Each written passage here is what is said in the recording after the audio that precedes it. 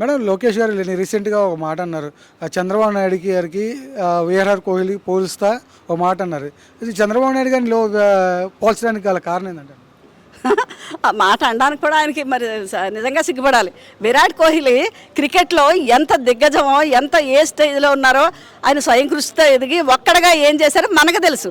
అలాంటిది చంద్రబాబు నాయుడు గారు కోహ్లీతో పోల్చడం ఏంటండి? ఆయన పక్కన ఏదో ఒక తోక పార్టీలు ఉంటేనే కానీ ఏ రోజు ఎలక్షన్కి వెళ్ళలేరు, పక్కన ఉండి మాట్లాడలేరు. క్రెడిట్ చోరీ చేసి ఎవరో చేసింది కూడా నేనే చేశానని చెప్పుకునే మనస్తత్వం ఉన్న చంద్రబాబు నాయుడు గారిని స్వయం కృషితో కష్టపడి ఆ స్టేజ్కి వెళ్ళిన కోహ్లీ గారితో పోల్చడం ఏంటండి? ఇది చాలా హాస్యాస్పదం. మేడం పవన్ కళ్యాణ్ గారి అభిమాని లాకప్ డెత్ జరగటాన్ని దీన్ని ఎలా చూస్తారు మేడం? ఇది చాలా దారుణం అండి. ఆయన పవన్ కళ్యాణ్ గారి అభిమానం అవనివ్వండి, ఇంకొకటి ఏమేనండి, ఒక కాపు మహిళగా అంటే ఎవరి ప్రాణమైనా ఒకటే.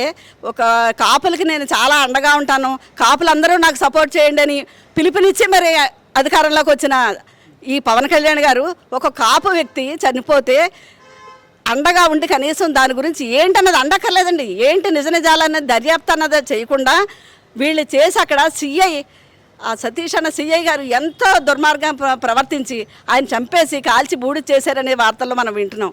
దానికైనా సరైన దర్యాప్తు లేకుండా ఆ కుటుంబానికి ఏంటి జరిగిందని ఓదార్పు లేకుండా తిరిగి అతను చాలా రౌడీ షీటరు, అతని మీద ఇన్ని కేసులు ఉన్నాయి, అన్ని కేసులు ఉన్నాయి, కేసులుంటే బయటకు తీసి ఏమున్నాయి చూడమనండి.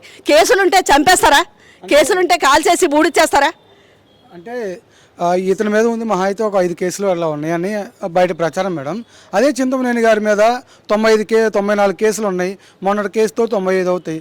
కానీ అది కూడా కేసు పెట్టేది అంటే అతన్ని ఏం చేయలేదు ఆ చింతమనేని గారిని. అదేనండి, వీళ్ళు ప్రభుత్వంలో ఉంటే ఎవరినైనా చంపేయచ్చు, రాజకీయ నాయకులైనా వాళ్ళు ఎమ్మెల్యే కావచ్చు, మంత్రులైనా ఎవరినైనా కొట్టచ్చు, తిట్టచ్చు, ఇళ్ల మీదకి వెళ్ళి అరాచకాలు చేయొచ్చు, వాళ్ళ మీద కేసులు ఉండవు. అదే వీళ్ళ ప్రభుత్వంలో లేకుండా ఉన్న సామాన్యులైతే వాళ్ళని ఈ ప్రభుత్వంలో ఉన్న వాళ్ళు చంపేసినా కానీ వీళ్ళు కేసులు పెట్టకూడదు. ఇది ఇక్కడ ఇప్పుడు జరుగుతున్న ఈ రెడ్ బుక్ రాజ్యాంగం. ఇదన్నీ కూడా ప్రజలు గమనిస్తున్నారండి. తగిన సమయంలో తగిన బుద్ధి ఖచ్చితంగా చెప్తారు.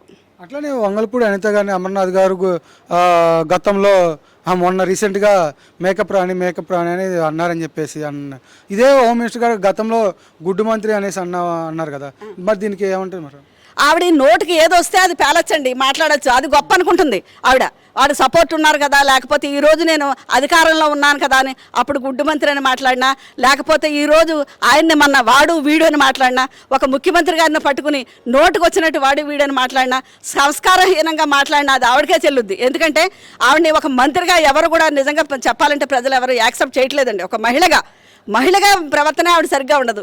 అలాంటిది ఒక వ్యక్తిని పట్టుకుని మాజీ మంత్రి ఆయన పట్టుకుని వాడు వీడని మాట్లాడడం ధైర్యం ఎవరిచ్చారండి? అధికారంలోకి వస్తే అదే మాట సంస్కారం ఉండక్కర్లేదా?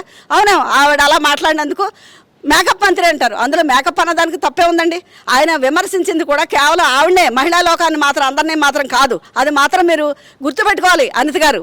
అది మీకేదో వచ్చిందని మీరు డిఫెండ్ చేసుకోవడానికి అందరినీ మీ వెనకాల తీసుకొచ్చి అమర్నాథ్ గారి మీద ఏదో చెడుగా మీరు మాట్లాడేస్తే ప్రజలందరూ దాన్ని యాక్సెప్ట్ చేయడానికి సిద్ధంగా లేరు. మీరేంటో, మీ ప్రవర్తన ఏంటో, మీ శాఖ మీద మీకున్న పట్టు ఏంటో అందరికీ తెలుసు.